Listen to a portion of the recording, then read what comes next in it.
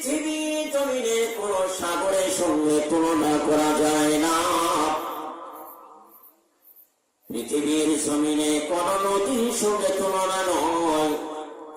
সাগরের সঙ্গে যদি তুলনা না হয় তাহলে নদীর সঙ্গে তো তুলনায় আসে না। আল্লাহ রাব্বুল আলামিন বললেন, কেন আমি কুরআনকে আযীম বললাম?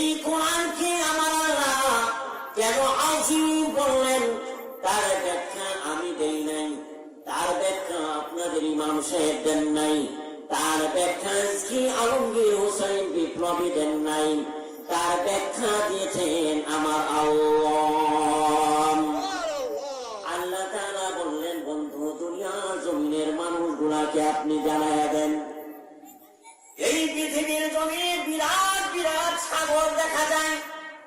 এই সাগরের পানি গোলা দিয়া যদি কালি বানানো হয়, এই পৃথিবীর জমিনে কত গাছ গাছালি তরুলতা আছে। পাহাড়ের দিকে তাকাইলে পাহাড় দেখা যায় না, শুধু গাছ দেখা যায়। বাবা ঠিক না বেশি? আল্লাহ বললেন, সাগর গুলাকে যদি কালি বানানো হয় আর গাছ গাছালি গুলাকে যদি কলম বানানো হয়, কোন তাফসীর কারক যদি আমি আল্লাহর কোরআনের ব্যাখ্যা গুলো লেখা শুরু করে, এক একটা শব্দ পুরা কোরআন নয়। এরপরেও কলমের কালি শেষ হয়ে যাবে, সাগরের পানি শেষ হয়ে যাবে, গাছ গাছালি শেষ হয়ে যাবে, কিন্তু আমি আল্লাহর কোরআনের ব্যাখ্যা কোনদিন শেষ হবে না।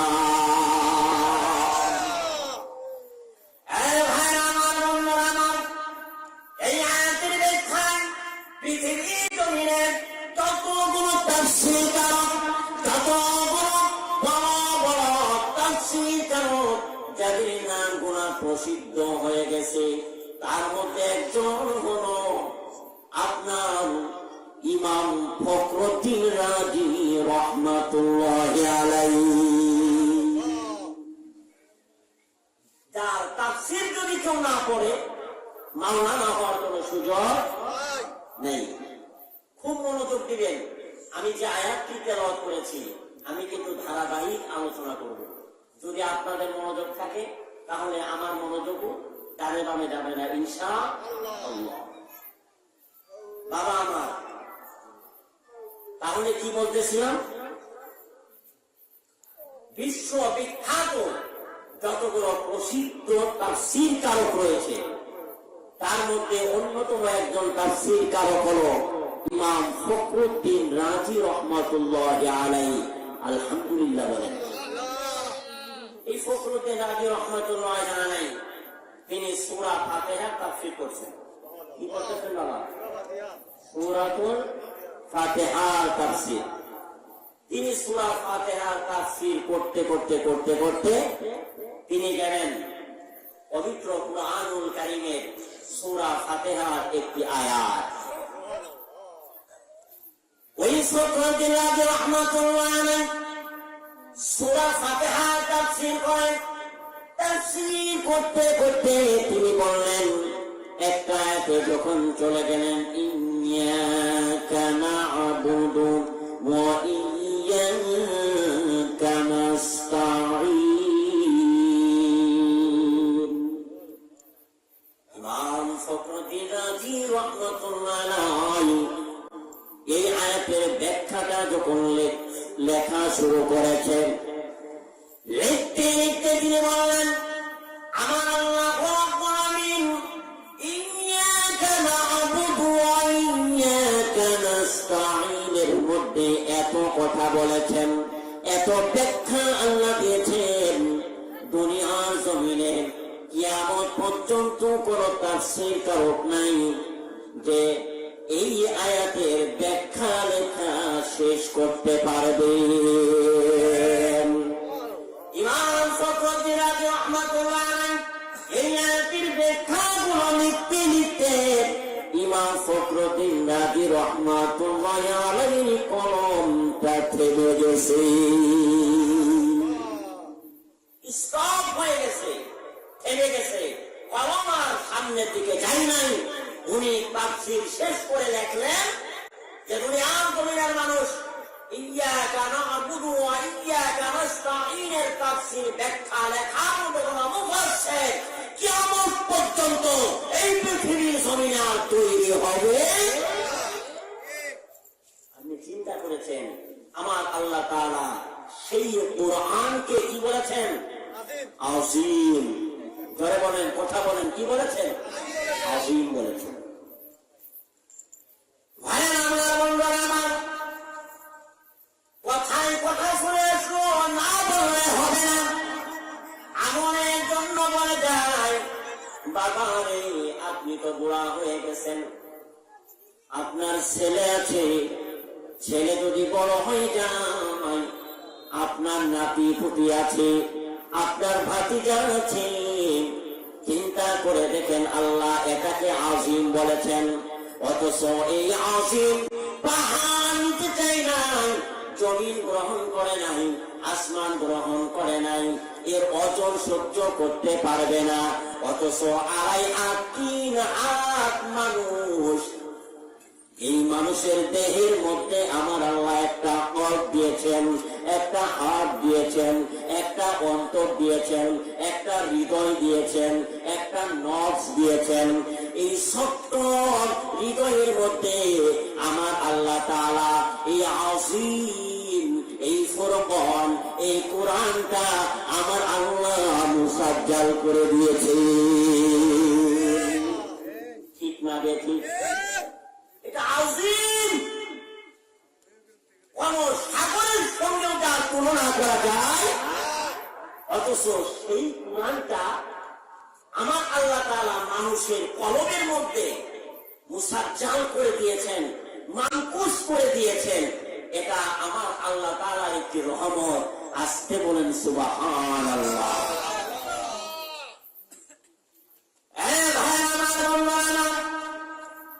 এই আযীমকে যদি আমি আপনি যদি এই বুকে ধারণ করতে পারি, আমি আপনি যদি নিজের পরিবার থেকে পার্লামেন্ট পর্যন্ত যদি আল্লাহর কোরআনের আইনটা মানতে পারি, কোরআনটাকে যদি নেতা হিসেবে মানতে পারি, আমার রাসূল বলে দিলেন, মান জাআলাল কোরআনা আমামাহু ওয়াদাহু ইলাল জান্নাহ। আল্লাহ নবী বলেন, এই আযীমকে যে নেতা হিসেবে মানবেন, এই আযীমকে যে ভালোবাসবেন, এই আযীমকে যে বুকে ধারণ করবেন, এই আযীমের অনুযায়ী যার জীবনের এই পরিবার থেকে পার্লামেন্ট পর্যন্ত সাজাতে পারবে, আমি নবীকে কথা দিলাম, ওই বান্দাকে হাসরের ময়দানে এই কোরআন আমাকে আপনাকে টেনে টেনে আমার আল্লাহর জান্নাতে নিয়ে যাবে। আমার আল্লাহ তাআলা যে কোরআন দিয়েছেন, এই কোরআনটা আমাকে আপনাকে টেনে টেনে আল্লাহর জান্নাতে নিয়ে যাবে। এই কোরআন হয়ে যাবে কবরের মধ্যে তোমার বন্ধু, এই কোরআন হয়ে যাবে হাসরের ময়দানে তোমার বন্ধু, এই কোরআন হয়ে যাবে ফুলসিরাতে তোমার বন্ধু, এই কোরআন হয়ে যাবে আমাকে আপনাকে আল্লাহ জান্নাতে নিয়ে যাবে। এই পৃথিবীটা 19,69,50,000 বর্গ মাইলের এই বিশাল পৃথিবী, কম বেশ একটু হতে পারে। আমাদের বাংলাদেশটা কতটুকু? 1,47,570 বা তার একটু কম বেশ হতে পারে। আমাদের কাছে মনে হয় এই বাংলাদেশটা কত বড়। বাবা, আরশটা কত বড় আমি বোঝানোর জন্য একটু বলি। এই পৃথিবীর জমিনে প্রশান্ত একটা মহাসাগর আছে, আছে না নাই? প্রশান্ত মহাসাগর হলো সবচেয়ে বড় সাগর। এই প্রশান্ত মহাসাগরের মধ্যে একটা ভ্যানিটি ব্যাগ আছে। কি আছে আমি বোঝানোর জন্য বলি। ভ্যানিটি ব্যাগ মানে ওটা হলো বারমুডা ট্রায়াঙ্গল।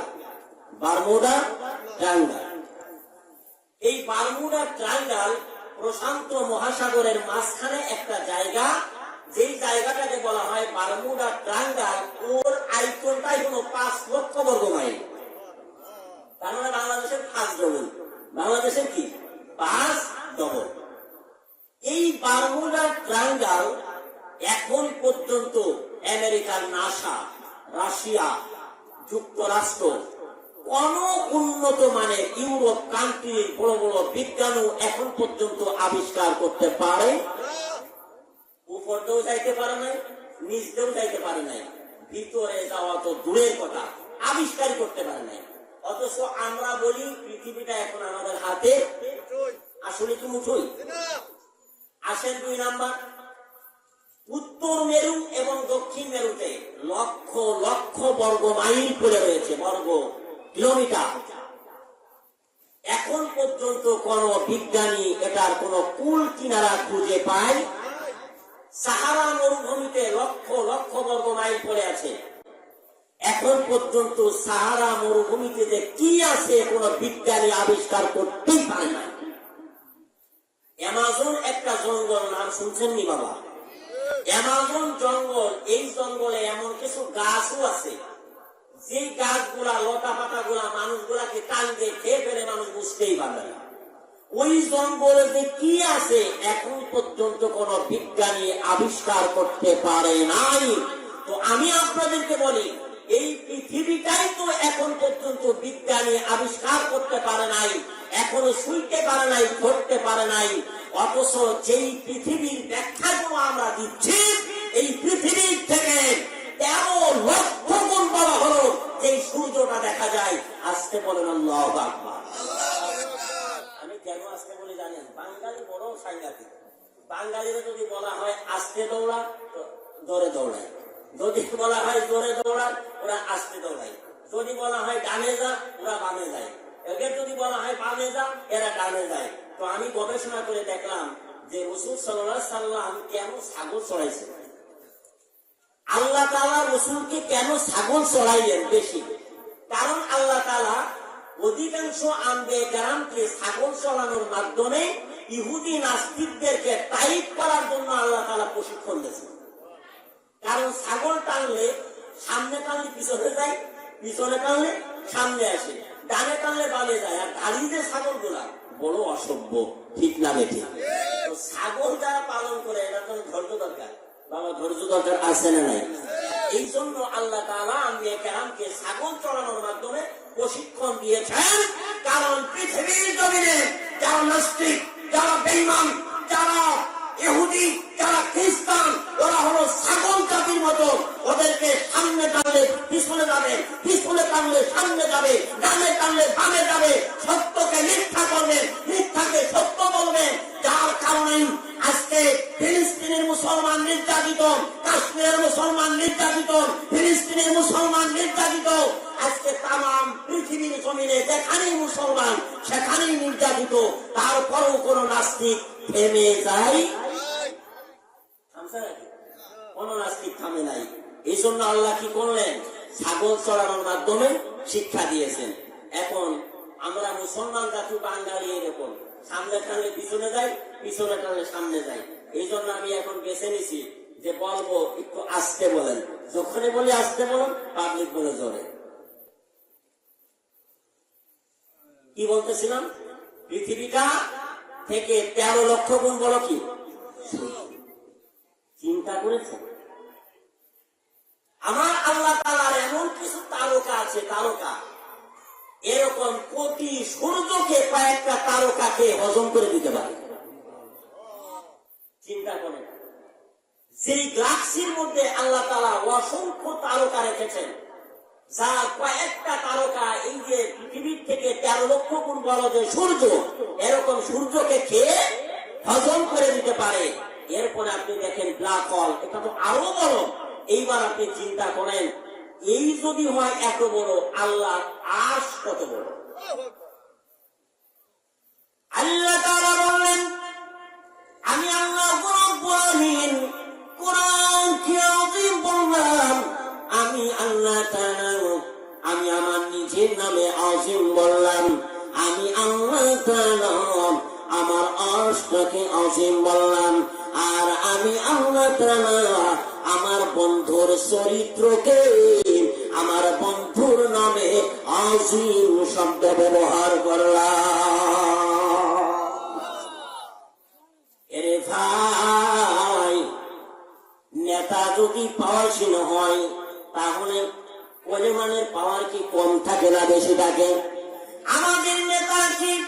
আমাদের নেতা হলো নবী, আমাদের নেতা হলো আমাদের নবী রাসূলুল্লাহ সাল্লাল্লাহু আলাইহি ওয়াসাল্লাম, যার চরিত্র ছিল এত অসাধারণ। আমার আল্লাহ নবীর চরিত্রটাকে আযীম শব্দ ব্যবহার করলেন, ইন্নাকা লা'আলা খুলুকিন আযীম। আল্লাহ তাআলা আমার প্রিয় হাবিব মুহাম্মদ সাল্লাল্লাহু আলাইহি ওয়াসাল্লামের নামে কি শব্দ ব্যবহার করেছেন? আযীম। আচ্ছা বাবা, এই আযীমের ব্যাখ্যাটা দেওয়ার জন্য আমি মুহাদ্দিস কেরামের 3টা প্রকার বলি বোঝানোর জন্য। এই আযীমের ব্যাখ্যা বোঝানোর জন্য সেটা হলো, চরিত্রটাকে 3টা ভাগে ভাগ করা হয়েছে। কয় ভাগে? 1 হলো হাসান, 2 হলো কারিম, 3 হলো আযীম। 1 হাসান, 2 কারিম, 3 হলো আযীম। এখন আমাদের জানতে হবে হাসান কি, কারিম কি, আযীম কি। হাসান কি, কারিম কি, আযীম কি? হাসান উত্তম। হাসান মানে কি? উত্তম, সমান সমান। যারা বলেন বাবা কি? সমান সমান। এখন এই সমান সমান কি? আপনি একটা বক্সিং মারলেন, আমি একটা বক্সিং মারলাম, আপনি আমার নাকে বক্সিং মারলেন একটা, আমিও মেরে দিলাম আর একটা, এখন সমান সমান। এখানে কি আমার আল্লাহ এই হাসান বলেছেন? এদিকে হাসে মারছে মনে এরকম না, এ হাত উঠায় দেখায়, কারণ বোঝা যায় এও মারছে। দেখেন এখানে সেই হাসান নয়। সৎ কাজ, আপনি একটা উপকার করছেন এক মুসলমান ভাইকে বা একজন হিন্দুকে, আবার ওই ভাই যখন সুযোগ পাইছে আমাকেও সে কি করলো? উপকার করলো, আমাকে সম্মান করলো। এটার নাম হলো উত্তম, হাসান, সমান সমান। বলেন না সুবহানাল্লাহ। এটাও এক প্রকার চরিত্র। এটাও কি এক প্রকার চরিত্র। 2 নাম্বার হলো কারিম। কারিম কাহাকে বলে? কারিমটা কি? কারিমটা হলো ওইটা, আপনি আমাকে একটা গালি দিয়েছেন। কি দিয়েছেন? গালি। আপনি আমাকে একটা কবি দিয়েছেন, বা আপনি আমাকে একটা বক্সিং মারছেন। এখন আমি কি করলাম? বক্সিং খাইয়ে আমি বক্সিংয়ের প্রতিবাদ করলাম না। আপনি আমাকে গালি দিলেন, গালির প্রতিবাদটা আমি দিলাম না। আপনি আমাকে কত কথা বললেন, তার প্রশ্নের জবাব আমি আপনাকে দেই নাই, বরং আপনি আমাকে বক্সিং মারছেন, আপনি আমাকে মারছেন, আপনি আমাকে আঘাত করেছেন, আপনি আমাকে গালি দিয়েছেন। বিনিময় আমি কোনো কথা বললাম না, বরং আমি চুপ থাকলাম। কি থাকলাম বাবা? চুপ থাকলাম। এইটার নাম হলো কারিম। এটাও 2 নাম্বার চরিত্র। এটা কি 2 প্রকারের চরিত্র বাবা। এটাও কি কম পর্যায়ে নয়? কম পর্যায়ে। বর্তমান জামানায় কেউ মায়ের খেয়ে চলে যায় এরকম প্লেয়ার নেই। যদি নাও পারে, অন্তত একজন 20টা মারলেও ফাঁক পালে দুটো মেরে দেয়। যদি তাও মার না মারে, অন্তত সুবাটা তো বাঙালির কম নেই। কথা বলেন ঠিক কিনা? এই সুবাটা মারাত্মক বাঙালি। অতএব গালি গালাজ কিছু করতো, কিন্তু বিনিময়ে আমি কিছু বললাম না। আমাকে মারলো, আমাকে ধরলো, আমাকে গালি দিল, বিনিময়ে আমি কি থাকলাম? চুপ থাকলাম। এটার নাম হলো কারিম।